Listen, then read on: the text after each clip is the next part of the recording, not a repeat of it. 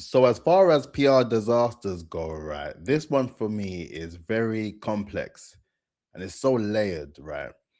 And before we even get started, like I'm not here to be throwing blame on anyone. However, I will be throwing blame at the BBC because they are ultimately at fault for the reason why this even became a thing and why it spread like wildfire across the internet with so much commentary and sort of dialogue on the actual person, John Davidson, who said the racial slur. But the plot twist, I suppose, that no one is really taking into consideration is that with Tourette syndrome, right, it's involuntary. You can't help what you say and when you say it, right? And just from seeing some of the commentary online, it just made me realize that not many people are privy to the knowledge and understanding of what Tourette syndrome actually is and what it kind of entails. And a lot of sort of things I've been seeing online is a lot of people saying that it must have come from a racial place. And I don't believe in that at all. I don't know him. I can't vouch for him, but I wouldn't say that he is a racist. He was just the racial slur that appeared during that time. It was not ideal if I put it that way. But I would say the BBC is at fault. They had the pre-recorded version for hours and they still pull it out in public. There was so much opportunity, so many opportunity for them to remove that particular section or to mute or bleep the word completely, and they refused to do so. So in this video, I'm gonna do a bit of a deep dive into this actual situation at hand and yeah, just talk about it and share my thoughts and opinions as well. So, all in all, let's just get straight into it. Let me share my screen. So, the BBC removes BAFTA from iPlayer and apologizes after racial slur yelled during the show. So, as you know, the racial slur was shouted at Michael B. Jordan and Delroy Lindo as they appeared on stage early on in the televised ceremony, but was not removed from the BBC iPlayer until lunchtime the following day. That is crazy. That is crazy. So the 2 hour program was edited down from the 3 hour live show filmed several hours earlier that evening at London's Royal Festival Hall and went out on BBC One at 7 p.m. While the ceremony was available to view on iPlayer up until around lunchtime on Monday, it was then removed with the message, "This episode will be available soon." The racial slur was shouted early on in the ceremony while two black actors were on stage. Tourette's campaigner John Davidson could be heard shouting the offensive word as Michael B. Jordan and Delroy Lindo, stars of vampire horror Sinners, presented the first award of the evening on Sunday night. Both men appeared to pause after the insult was heard, then continued their presentation. So let's see. Responding to the incident on Monday, the BBC said some viewers may have heard some strong and offensive language during the BAFTA Film Awards. This arose from involuntary verbal tics associated with Tourette syndrome, and as explained during the ceremony, it was not intentional. We apologize that this was not edited out prior to broadcast and it will now be removed from the version on BBC iPlayer. I find it quite ridiculous, to be fair, as to why it wasn't removed or, like I said, bleeped out or muted to begin with. The BBC has a duty of care, right? It had a duty of care in this particular incident. Had they decided to act beforehand, then this would never have even been a thing. It never have been a sort of conversation to have. But that's what I find quite interesting with PR as a whole, because when it comes down to the good or the bad, the divide of the public and what they have to say for particular things is very interesting and in some cases very telling, right? And if we go back into the idea of the Tourette's right now, right? A lot of people, I didn't even realize. I thought it was a known thing that I thought everyone knew that it was involuntary. But from what I came across online, there seemed to be a narrative where there's people who believe that those who use certain words are thinking that, or they have racial tendencies already.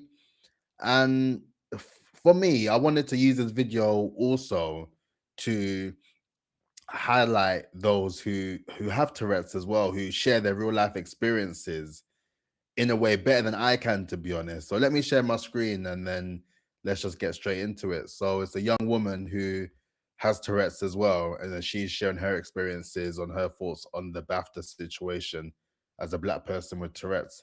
So let's have a listen, and we'll listen to part 1 and part 2, and then yeah, we'll continue from there. Ignore how I look right now. Pretty kitchen. I am not feeling too great. However, there is something I have been asked to talk about, and that is going to be the BAFTA situation. I have been seeing a bunch of outrage about it, people saying, oh, well, why would that even be in his vocabulary? He did that on purpose and all of this stuff, and that racism is to excuse. A very sad day for the Tourette syndrome community, especially for the ones that have coprolalia, because when you come online and you see thousands of people hating on your condition, specifically coprolalia, because that's something that is already very embarrassing for all of us. I'm not going to say that people can't be offended by the fact that somebody said the N-word as a tick. However, it's not something that somebody can control. It's not something that somebody wants to say. And I've been seeing a lot of people be like, well, he said it like when the crowd went silent. That is most likely when a tick is going to happen, when you're in public, when you're in complete silence, or when you're trying not to say or do something. So we must understand what coprolalia is. Coprolalia causes involuntary swearing and inappropriate tics. This can include the N-word, slurs, etc. I am a Black person, and even I have the N-word tick and slurs as tics. This is something I don't see many talk about because of situations like this. Is it a disappointing thing? Shut up! That it happened in public in front of that entire crowd, specifically to Michael B. Jordan and the other presenter. I'm so sorry, I do not know his name. I wish I did, but no disrespect to him. I just am not too aware. Yes, it is a very unfortunate situation. Seeing so many people say that they would invoke violence against people with coprolalia if they can't control their tics. That's ableism. The fucked up thing that this happens, yes, but it's something that we can't control. Aggression in the brain being triggered. Shut up. And ultimately causing inappropriate tics. Michael B. Jordan and the other presenter have the right to be upset, especially if they were not aware. However, we need to understand and educate ourselves. And on my videos, I constantly see people saying, oh my god, so funny, if I had cursing tics, I would be laughing all the time. But when people actually have cursing tics, then it's offensive and they're a bad person and this and that, the third. We need to do better. We need to educate ourselves better. This is not me saying that people don't have the right to be offended. However, you can't be offended when a disabled person is disabled. I might make a part 2 to this. There's a lot that I need to say, but ignore. All right, let's check out part 2 and then I can get back into it. This is part 2 to my last post about the entire BAFTA situation. I am seeing a ton of people saying, oh my god, during Black History Month? Tourette syndrome is not based on a month. Offensive tics are gonna happen no matter what shut up a person does. I'm Black, oh my goodness, and I also have the N-word as a tic. I have other slurs as tics. Does this mean that I use them regularly? Does this mean that I mean them? Does this mean that I can control what I say? No, it does not. That's not how coprolalia works. That is not how Tourette syndrome works. Quite literally the Sweet Anita situation all over again. Shut up. Where she ended up saying the N-word on stream. She got canceled for it, got called racist, etc. We need to do better. I've seen so many people say, that we can control our tics. That's not, if you can control a tic, it's not a tic. Let me explain what a tic is in detail. Shut up, bitch. A tic is when your neurons misfire. You think that you can seriously fucking control a neuron misfiring. I've never seen a human possibly do that. We have got to stop thinking with our feelings and start thinking with logic. It is okay to be offended. Shut shut up. But what it is not okay to do is be ableist and try to make it seem like people with Tourette's, specifically those with coprolalia, say their tics on purpose. My whole think piece on this, if you are offended, I do deeply apologize, but I'm just being logical here. I see a lot of people giving their think pieces, and they are specifically talking about racism when tics don't correlate with racism. But that's not what causes offensive or obscene tics. What causes those kinds of tics are coprolalia. Coprolalia, shut up, is completely involuntary and does not involve your vocabulary. This is part 2 to my last post. So that explains a lot, to be fair. And for me, I feel that it is important for the community to really use their voice to amplify, just like this young woman has done as well. Because, like I said, I didn't realize that there were so many people who didn't understand the whole aspect of Tourette syndrome as well. And with that in mind, yes, we have to bear in mind with Michael B. Jordan, and what was his name again? Michael B. Jordan and Delroy Lindo, that yes, of course, you're going to be extremely upset. It's a racial slur. Why would you not be upset? But then there's sort of two ways to go about it. I think it's to raise awareness of this, raise awareness of Tourette syndrome as well. And obviously, with John, as mentioned, he is a campaigner for this as well. Personally speaking, right, if you want to hear my honest opinion with this, the way that the internet works, people are not going to stop until they hear some sort of an apology, right? But then at the same time, the question then stands, why would you apologize for something you can't help to do, right? But then, as far as the racial slurs concerned, that is affecting the whole community. If there was other words sort of addressed within different sort of communities, I'm sure there'll be a stance on it where, you know what, there has to be an apology set in place. Whether John has apologized or not, I'm not too sure, but I think it would be good to have him apologize to Michael B. Jordan and Delroy more so, if he's done that already or not.